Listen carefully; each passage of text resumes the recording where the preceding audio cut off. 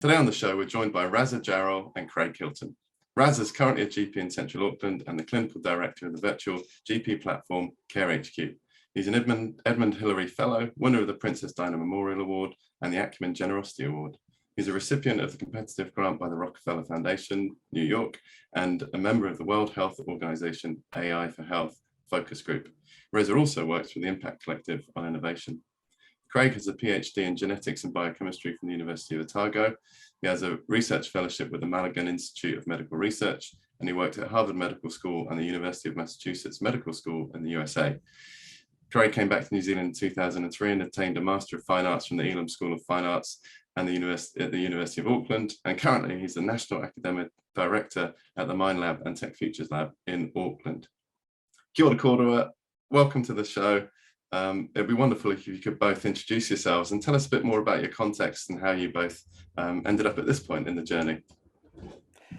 Kia ora Tim, kia ora tātou, au kei tū te maunga ko Reza Jarral te awa, e noho ona au ki Greylin, ko Jarral toku whanau, ko Reza toku ingoa. Hello, it's an absolute pleasure and a real privilege to join you both today. My name is Reza, I'm a GP in Auckland, and I'm really excited to talk about a subject which is quite close to my heart, automated technology, including AI, and how that impacts society and human well-being as well. A bit about why I got involved in this space. Well, I'm a medical doctor by training and I work as a GP here in Auckland. And I think like many doctors, looking back over the years, I really struggled confronting the social determinants of health, the social factors that influence my patients' well-being that were outside of my control in society. And they're often deeply intersectional and impacted by technology, increasingly so in the past few years. So I felt that to really fulfill my duty as a doctor and represent my patients, I had to get more involved in technology and advocate for them in spaces where perhaps they might not have a voice. So that led me to Tech Futures Lab, doing my master's in 2020 and getting involved in various projects, including the World Health Organization, IEEE, working with several startups, and of course, meeting and working with Craig. Thanks, Reza, and thanks, Tim. My interest, this is such a fascinating topic and I'm really looking forward to this conversation, but I've been doing biomedical research since the days when we thought about human health and disease, we basically had to guess. We would think of a candidate gene or a protein that might be related to a particular health or disease issue. And we often got called sort of reductionists and positivists from that regard, but that was because we were restricted in our tools and what we could do. But in the time that I've been doing that, this has changed so much. We now have genomics and proteomics, and we have big databases, and it sort of removed the guessing game out of it. But it does bring in the sort of potential for AI to pick and choose as well, which also, in a sense, is a guessing game as well. And so the assumptions behind AI become a sort of a crucial thing. So I'm really fascinated. I don't think I'm fascinating. I'm really fascinated that I'm fascinated with what is going to happen next in the sort of genomics revolution and around big data and health and that sort of thing. So this is going to be a good conversation. So you've both got a collective interest and interesting points of view on the topics of big data, ethics, AI, and health. How have you worked together in the past? What's brought you both together on your journey so far? Yeah, I can jump in on that, Craig. So in 2020, I really wanted to further my knowledge and understanding of technology and holistically how it impacts society and my patients. So naturally, I found myself coming to the doors of Tech Futures Lab and starting the Masters of Future Technologies, of which Craig was a mentor and a supervisor. So Craig was involved in teaching various topics on that Masters. Craig was a supervisor for the course. And I think, Craig, you actually signed off my ethics approval for my project. I look back at the signature and I'm pretty sure it's yours at the bottom. So thanks, Craig, for letting me go out into the wild and interview all these people on ethics and AI. I mean, and one of the things that we're constantly doing at the Mind Lab and Tech Futures Lab is pushing the boundaries of the areas of research. You know, we're often on the cutting edge of where things are going with technology and AI and ethics and all these areas. Were there many challenges, Craig, when you were looking through the ethics document and thinking about what could potentially go wrong and what could come from the good of this project? Yeah, I mean, I was on the ethics committees for quite a long time too, and they weren't my favorite thing to do, but I did learn quite a bit when I was doing that. I should say before I say anything, it was really nice to meet Reza, because often in those cohorts, I would say when I was talking about biotech, who's studied biology in the past, and often to be zero people, even at high school level. So you really had to start at basics. So it was quite nice to have someone else in the room, a fellow human biologist in the room. But yeah, so ethics, I think sometimes runs, it paradoxically can become unethical, our approach to approving ethics. It's because we are fearful of doing harm, or this sort of concept of a precautionary principle, which is the right thing to do, to really investigate things to ensure that harm won't happen. But sometimes we forget about the good that can happen. And there is, I used to call it a type 2 error. And the type 1 error is when you make a mistake and you cause harm. A type 2 error is when, for fear of making mistakes, you don't do something that's very important. So that makes the ethics conversation very interesting, and particularly in regards to how we apply technology to our lives. That's so true. I think one of the biggest names in AI ethics, Lucian Floridi at the Oxford Internet Institute, said that actually one of the biggest harms of artificial intelligence that we need to confront is the harms from its underuse, not utilizing the data we have today to inform the decisions that we'll make tomorrow. And there's so much fear and sometimes hyperbole and hype that actually it might lead to us underutilizing what we have available. And, you know, one of the most often under-mentioned harms of AI could actually be its underuse. So I think that's a really interesting point, and something we ought to consider when it comes to getting really fearful about the future and balancing benefits with harms. Yeah, yeah. And sort of alongside that is just, I mean, in the current pandemic, it's an obvious situation as well, with people not able to sort of do the numbers to balance risk and benefit.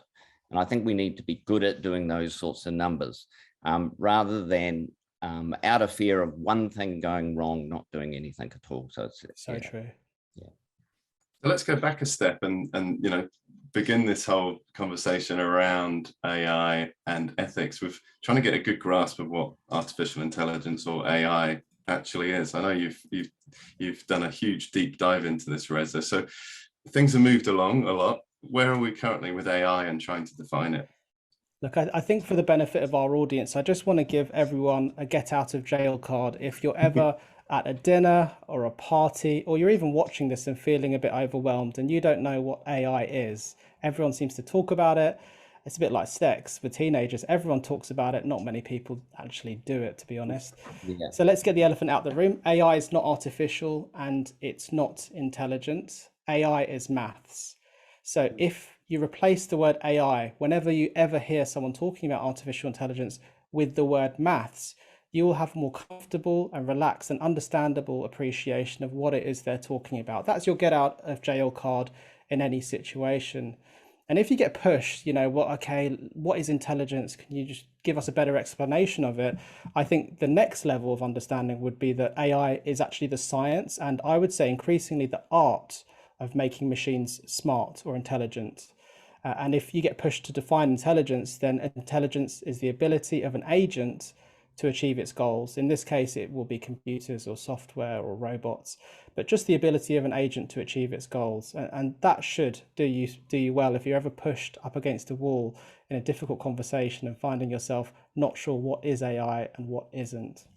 Hey, Reza, is it sometimes helping machines seem smart? What's your thoughts on that?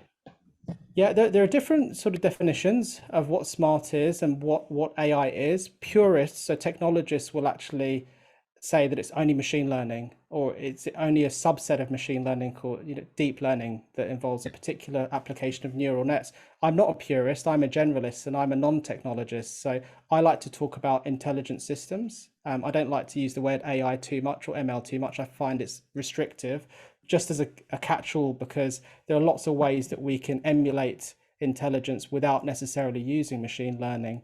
And I think most people that use the word AI these days actually probably aren't referring to machine learning. They're referring to a different subset of technologies that help us achieve our goals. Does that make sense, Craig? Or do you want to push me for it?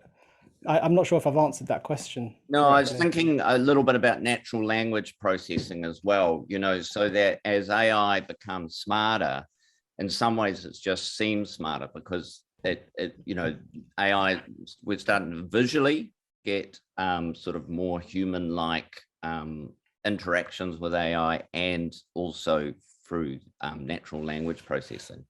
That's a really interesting point. I think outcomes is one way of measuring these systems. Do they achieve their goals? But actually explaining how they get to that outcome is really important, and understanding the steps that that machine or that software took to come to that decision, because AI at the moment is incredibly brittle. It's narrow. It only achieves a certain task in a certain environment. So you can break systems, you know, just by having darker skin. You can break image facial recognition on many platforms. So understanding how it comes to its decisions will help us audit and improve and tweak it in the future.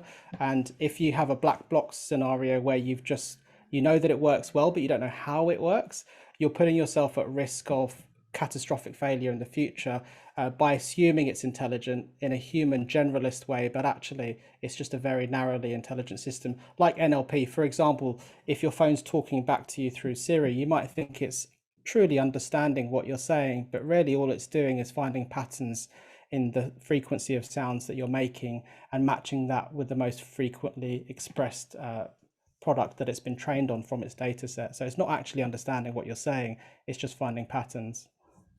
So I've got a sort of an ethics question. So what in AI, who is determining what assumptions are being made? And when a question is asked, and you know, if you hear this, then this happens, or this is said, is there any ethical or cultural issues or risks around who's determining what these algorithms, these assumptions built into these algorithms are? So true, Craig. I think there are a whole range of factors that influence how effective and responsible and ethically competent different technologies are. And AI is not unlike other technology in the world. So we can actually look around the world and look at other ubiquitous tech and how it's impacted society, and look at the drivers behind that, because AI is not necessarily completely unique in that respect. If you look at the technology itself, then of course there's a whole pipeline of processes involved in producing an AI system, starting off with identifying what the problem is you want to solve, right, how you're going to solve it, what your key performance indicators are, what does success look like for you and your company when you develop that product. Of course, what data you use, where does it come from, what's the sovereignty of that data, what's the historical significance of that data, and that's something I definitely want to talk about more later. And then of course, how your algorithm then processes that data, how you weight different outcomes and how you implement that. And in my master's research, I looked at that process, but I also zoomed out and looked at organizations from an organizational perspective, from investors to the board level through to different departments. How does responsibility look like and manifest? And I think we have to confront the fact that these are incredibly complex systems. They involve a range of diverse incentives, and we really need a set of approaches, not just one or two, in order to achieve the positive outcomes we want. So it's going to be an interesting few years looking at how we can get more people aware of these issues, buy-in from a whole spectrum of people, from C-suite down to the grassroots, and educating the public on what their rights are and how they should interact with these systems. Yeah, it's a hugely complex system. What led you to the path, Reza, where you decided that this was a challenge, and what did you identify that challenge to be? So like many people, I don't really know what my problem is, and I don't really know what I don't know. It's that whole Johari window. What do I not know? So I started off with a relatively open exploration of the field and grounded theory, which is a qualitative method of interviewing experts and learning their views and developing a hypothesis from what they're saying as you go along, it was a really great approach that I used at Tech Futures Lab. So basically going and talking to clever people that I found at conferences, thought leaders, experts, domain specialists, and asking them, in retrospect, embarrassingly silly questions, but actually they needed to be asked because I needed to further my understanding of the field, and doing that cumulatively and iteratively. And then eventually through that process of my master's, I realized that we really need generalists involved in this field, not necessarily technologists. We need someone who can look at the whole scope of things and lead. And I realized that was a role that I could take, not necessarily by coding, but by leading policy, innovation, technology, product development as a doctor, because I'm so intricately involved in health and well-being in my day-to-day role. I can bring across all those learning experiences and deploy them on the technology side. And that goes back to Craig's point as well, as who's actually involved in these conversations where the algorithms are getting written about how the decisions are being made. And the wider that we spread the net, the more diverse voices that we'll be able to hear within the programming and hopefully the outputs as well. So your background's in health. How is artificial intelligence used in healthcare? I know the first time I probably came across this was when I used that Ada app. I started putting symptoms in and it sort of told me, no, you're fine, Tim, it's okay, there's nothing wrong with you, you know. So that's my experience of it. How else can it be used? Yeah, absolutely. So to answer Craig's question, in that particular example, Ada was weighted, its outcomes were weighted by real humans, and part of my role at Ada was actually to weight some of those outcomes and validate its performance. We're developing several tools at the World Health Organization to try and benchmark different systems so we can compare them to each other.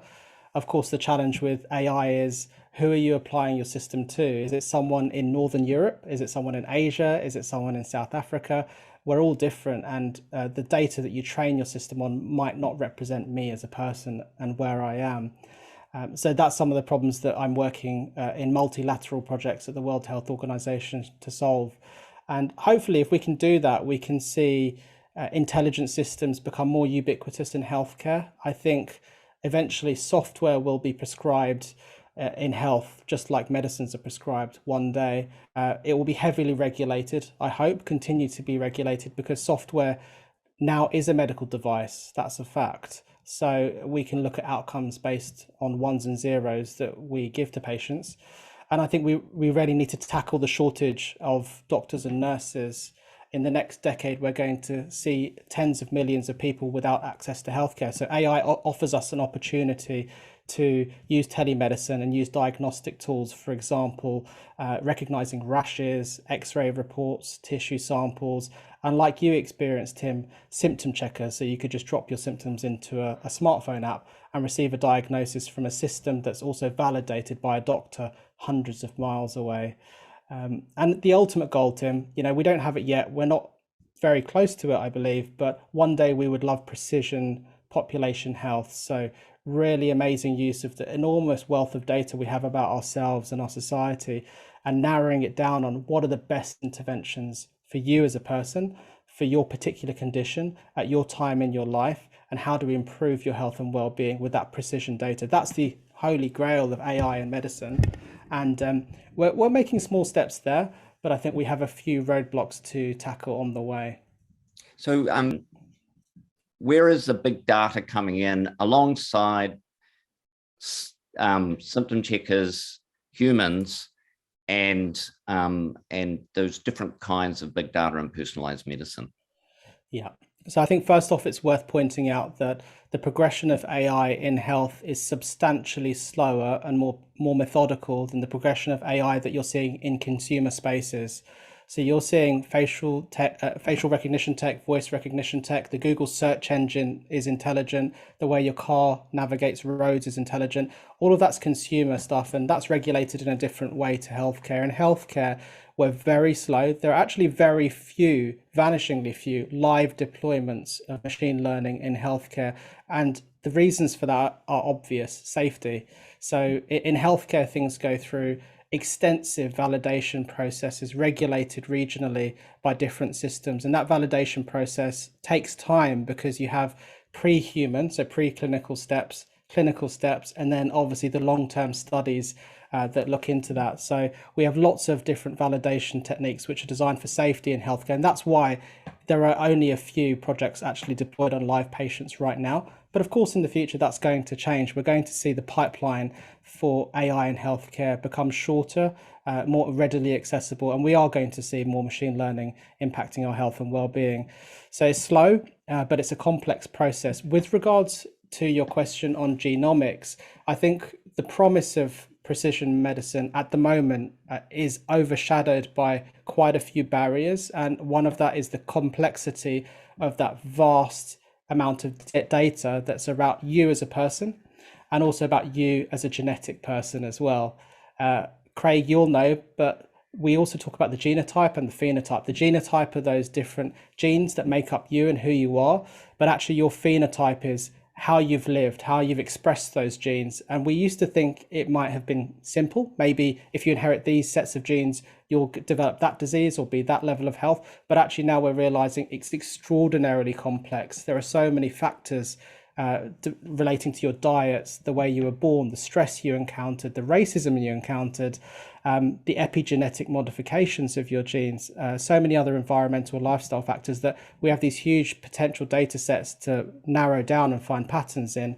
And the reality is there is no clean data set that will allow a technologist to do that right now. We don't have that in a clean, controlled way that will allow a data scientist to do their work. And if you speak to any data scientist, they'll tell you that most of their work is cleaning data before they can actually use it. So I think the biggest barrier to us getting precision health for genomics right now will be getting that data, cleaning it. And then the second barrier will be, how do we use it responsibly? What do we do with people's data? And how do we allow people to govern their own data? Because if you've seen the film Gattaca, which is a 90s film, starring Uma Thurman, you'll see what could happen if we're able to accurately predict your life outcomes from your genetic template at birth, and a dystopian vision of where that could go. We need to steer ourselves in the opposite direction from that. Yeah, so, but I guess what concerns me ethically is, so genetics talk about penetrance. So there are very few single genetic sites which have 100% penetrance. There are a few Huntington's, cystic fibrosis, and a few like that, almost, like close to 100%. But most things are polygenic. Most things have epigenetic influences. Most things have huge environmental, as you mentioned, that affects your phenotype, like how you eventually turn out. However, the ethics lies in, what if Tim and I have a 1% bigger chance of getting a health problem than Tim, or let's say I am 5% more likely to be passive aggressive, and Tim and I are playing for the same job. And so you pointed out all those things that say that I might not be passive aggressive, but even though it's in my genome, there's a marker that's associated with passive aggressiveness in a study. I could be prejudiced against because of that data.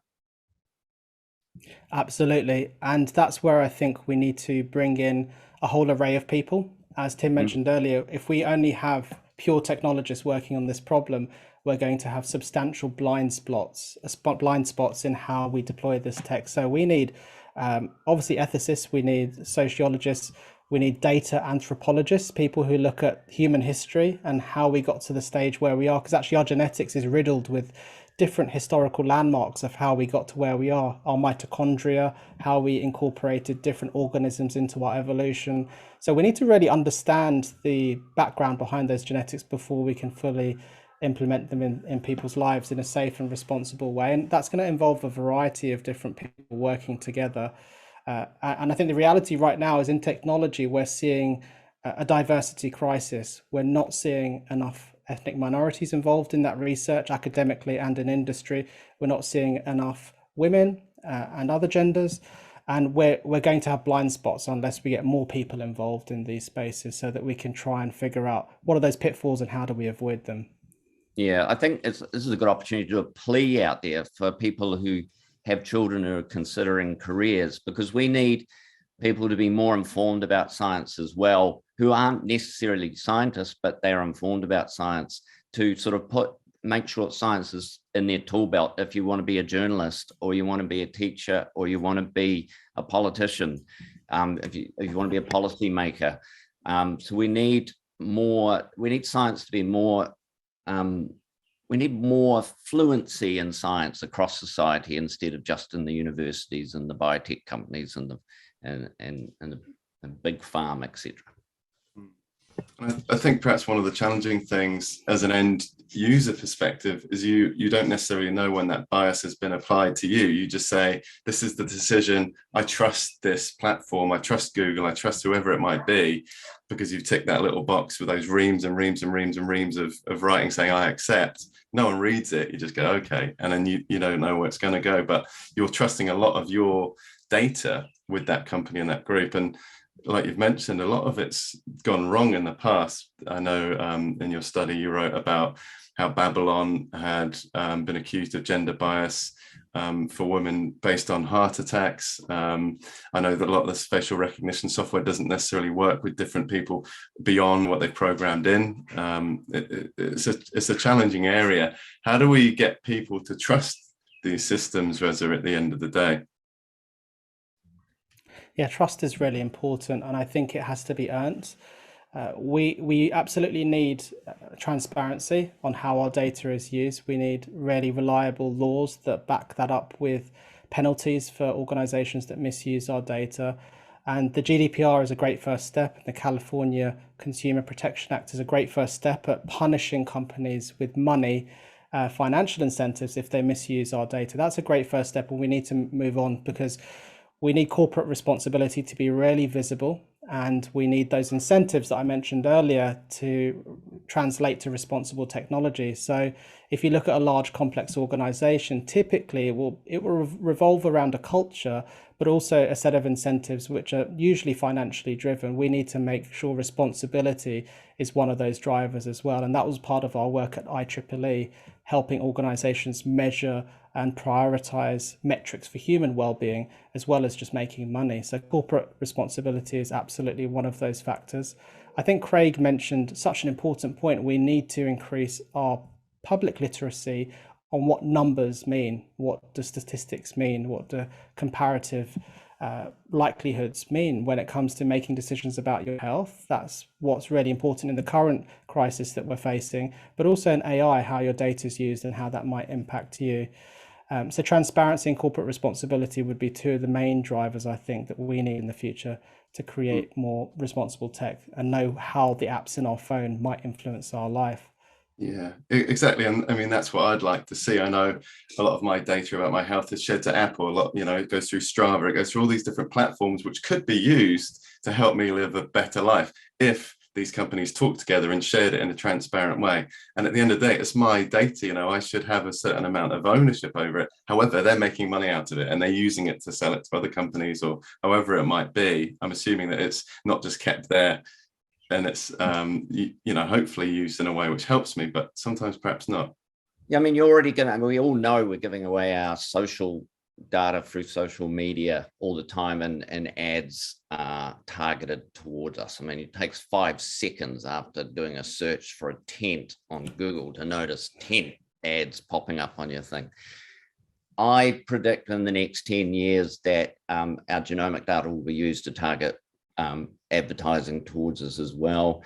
I really do hope that we're going to be a responsible society and interact very carefully with decisions that are made about who and how data is used and who owns it. I'm hoping we'll have Indigenous leadership in that regard as well, because I think there's a lot we can learn about, for instance, whakapapa in relation to how important that is because this is the other thing about genomic data, it really isn't yours. It's all the people that you're related to as well. And so you can make decisions for yourself, but you're making decisions for everyone you're related to.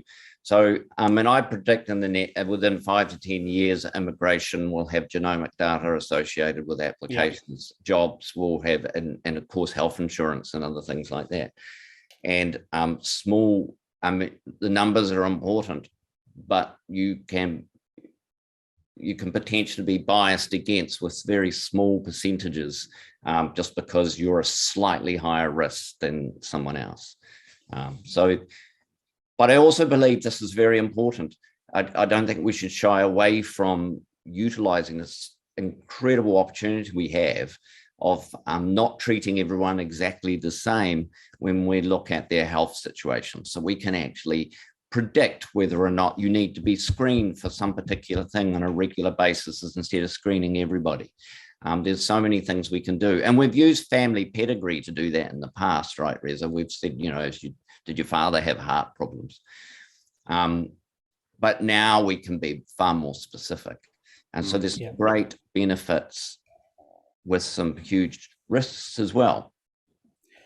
Yeah, I think my advice to the general public, because we're sending a mixed message here, potentially saying, share your data if it benefits you, but don't share it if it could harm yourself or your loved ones. And that's a fact. That's the way things are right now. But if you think about how your children's photos and your children's data might be used when they are adults, and the impact on the subsequent generations that might have, I think it paints a very worrying picture for people who are posting quite a lot of their babies' photos online, that you would be surprised and alarmed at what can be construed from an image of someone's face on their long-term outcomes, whether it be their gender orientation, their likelihood for criminality, their likelihood for paying back loans.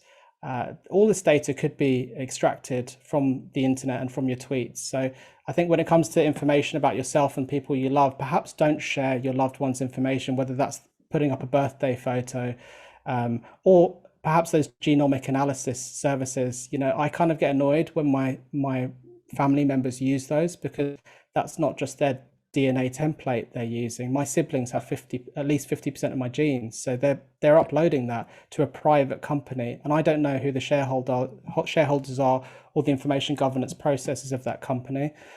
So I think if it's going to be healthcare and you're really comfortable that you're engaging with a large healthcare institution that's regulated heavily, then you can be a little bit more easy with sharing your information, because that's going to help you and people like you in the future. And we need more diverse data sets from different people from different backgrounds. But if it's going to be the consumer space and the private space, err on the side of caution. Don't share your data necessarily unless you have to, and think about the ramifications, not just for yourself, but your family members and for future generations to come from your lineage as well, because we don't have a sunset on data. We don't necessarily know when companies are going to stop using our data, and it could be used for quite a long time in some cases.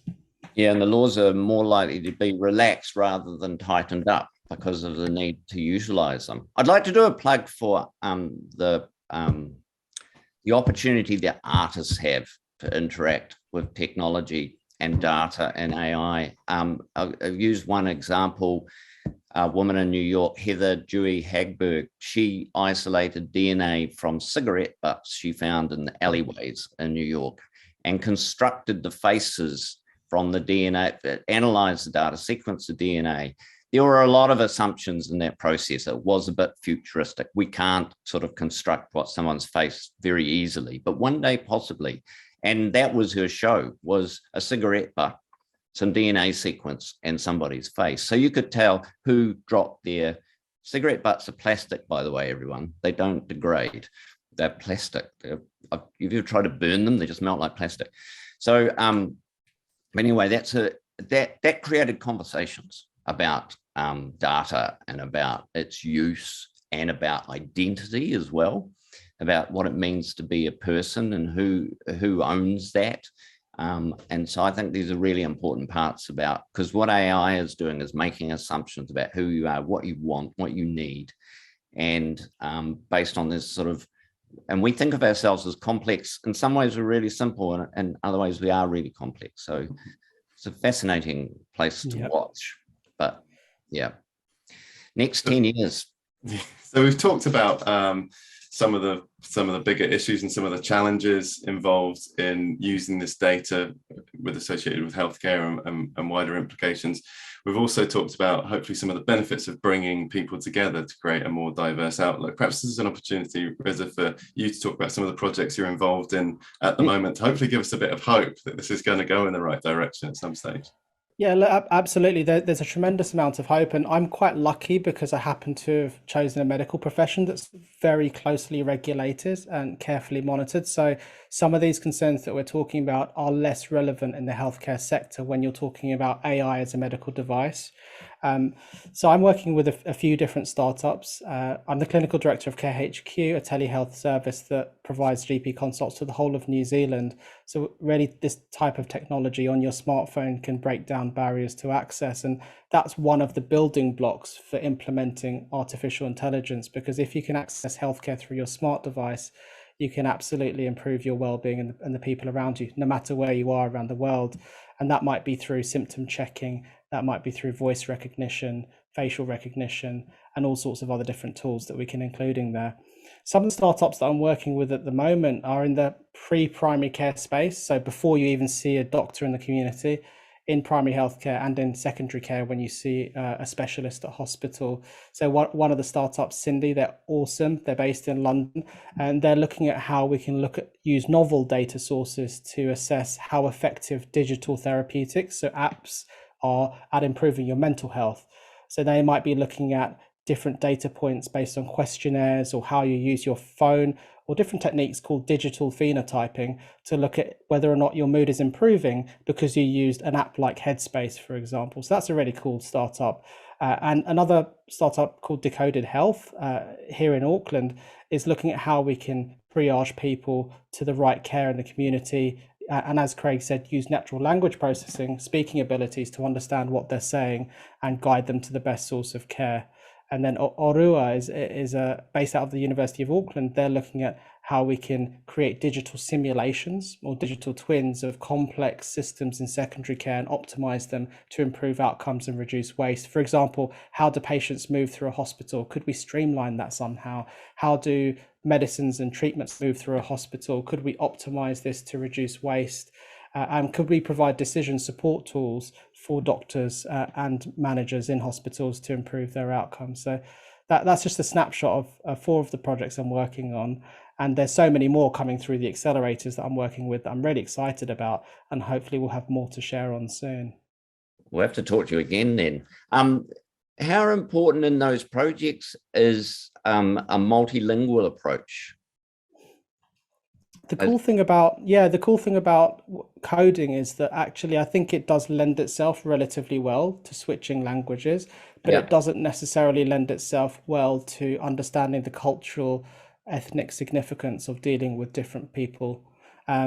So these are projects which are obviously starting off with an initial market, and of course they will be evaluating their performance based on that market. And when you move to a new group of people, you need to train your processes on that new group of people, that new population, and ensure that you validate and continuously validate it on that new group, whether it be different ethnicity, different geographical region, gender, language. You need to continually evaluate it. So that'll be something that's baked into the entire regulatory process for them.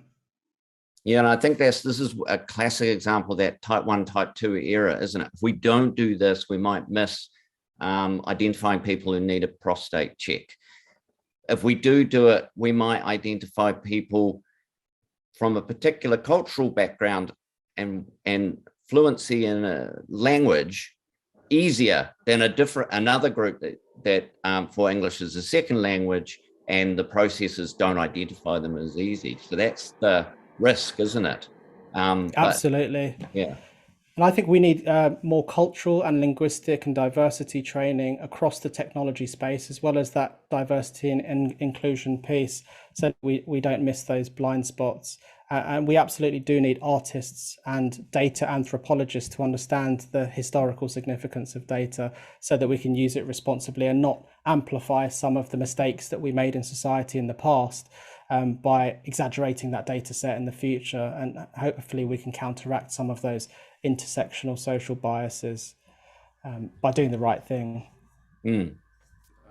Joni Gordon and myself spoke recently to Sarah Stratton, who's also a Tech Futures Lab graduate, and her area of research was about algorithmic bias and mold. Did you have much of a chance to talk to Sarah about her work, Reza?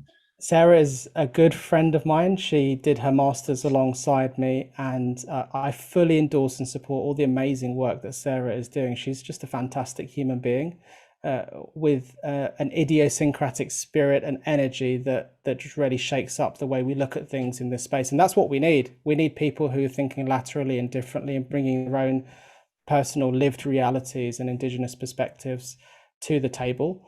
And that's what I love about New Zealand. I think if you look globally, we are leading the space when it comes to taking into account Indigenous perspectives in technology. We haven't done enough. We need to do more, but we're actually, I think, leading the way when it comes to understanding those perspectives and hopefully enacting them through policy and real world changes. So I'm really excited by the work Sarah's doing, and I wish her all the best. Yeah, me too. I had the privilege of being her advisor in the masters, and we often talk about reciprocal learning in those situations. I'm pretty sure I learned a lot more than Sarah did I learned more from her than she from me. It opened my eyes to sort of thinking about how colonization through assumptions and that close relationship to what AI might be. And also the big heart that she has. She's saying, as a colonized people, we can see this coming. We want to help everybody make sure that AI has a benefit for us, not a big risk for us all. And yeah, no, I really enjoyed that interaction. She's fantastic, isn't she?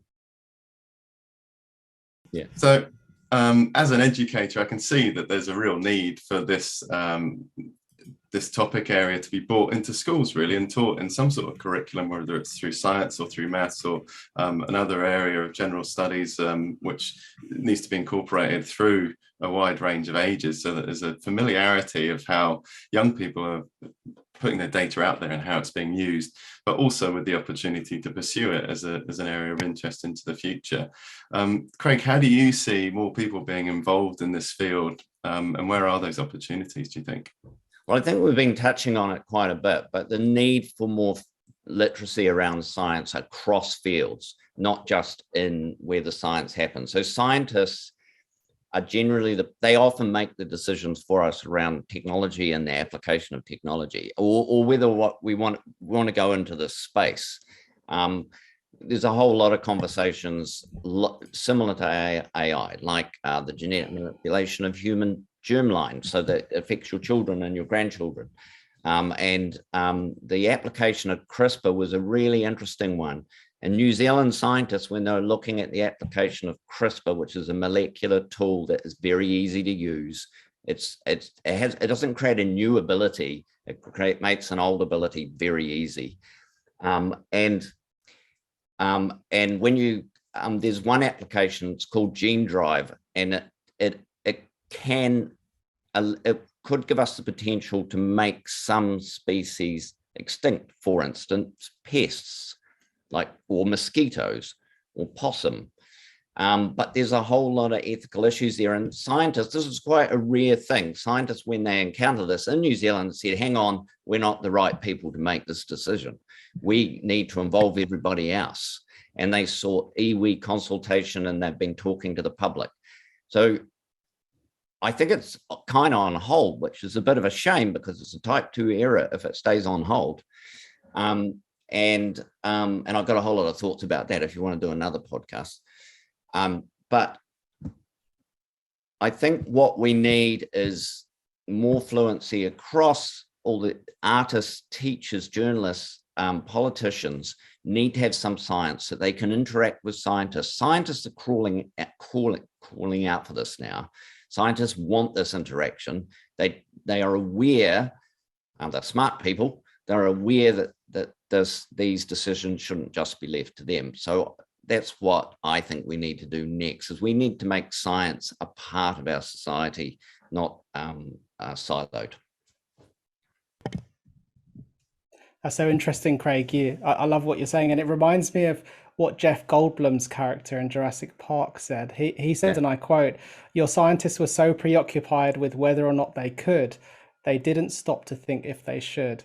Yeah. And I'm happy to say that scientists are stopping to think if they should be editing our genes, and they're doing things very cautiously in most parts of the world. And we have some really amazing centres of excellence in New Zealand that are doing some degree of genetic modification, including CAR T cell therapy to treat unique cancers by removing your immune system cells, training them on how to beat a certain type of cancer, and putting them back in your bloodstream. And that's just amazing work. And that's how we can use these technologies for human good. Yeah. I've got some colleagues who work in that field, tumor immunotherapy, and we've got a little project called utilizing NFTs, where we combining the use of looking at using new staining and imaging technology, looking at tumors and looking at where the immune cells are interacting with the tumor cells, and thinking about how we can turn them into artworks that can fund the research and the treatment, because it's a very personalized treatment, tumor immunotherapy, but it's definitely where cancer therapy is going. It's very exciting, isn't it? But it doesn't work alongside it doesn't work alongside chemo and radiotherapy very well, because you're knocking off the immune cells. So you have to do one or the other. It's hard to do both.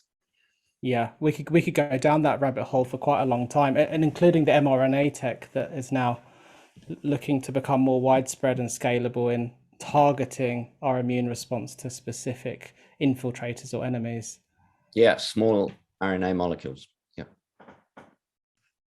Well, Reza, was there anything you'd like to finish off with, just to fill our hearts with hope and know that the future's in safe hands with regards to AI and healthcare?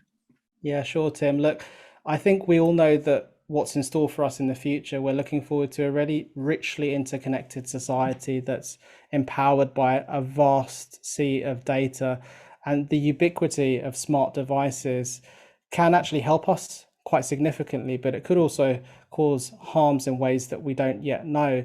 And that's why I would say to anyone listening that responsible AI and responsible intelligent systems have to be an important space for all of us to be invested in, not just for us, but also for future generations. And to get that investment, we'll need increasing public awareness, ensure that our voices are heard, we're represented, and different parts of society are involved in how we can shape this technology for a more equitable future. We could allow AI to take us down a path of state surveillance, predictive policing, or allow us to amplify our hate speech on social media platforms. Or we could find cures for diseases. We could enjoy amazing economic and social prosperity where our daily existence and our daily lives are not burdened with really mundane, repetitive tasks. We've got intelligent systems to help us do them. And we can actually focus on enjoying the broader aspects of human well-being and thriving as well. So my closing comment would be, it doesn't matter your background, your technical knowledge, you have something to bring to this conversation, and that is your identities and your values, and we absolutely need you. So do get involved and reach out. Kia ora, Reza, Namhi Nui Kia Kōrua. It's been a wonderful kōrero today, and really enjoyed listening to both of you talk about the depths of healthcare ethics and artificial intelligence. We'll be leaving a lot of the links that both Reza and Craig have talked about in today's show at the bottom of the description. So feel free to follow up on that, contact Reza, contact Craig, and continue the conversation, and hopefully gain a bit more involvement and awareness across these really interesting fields. Kia ora. Thanks, Kia ora. Tom. Thanks, Reza.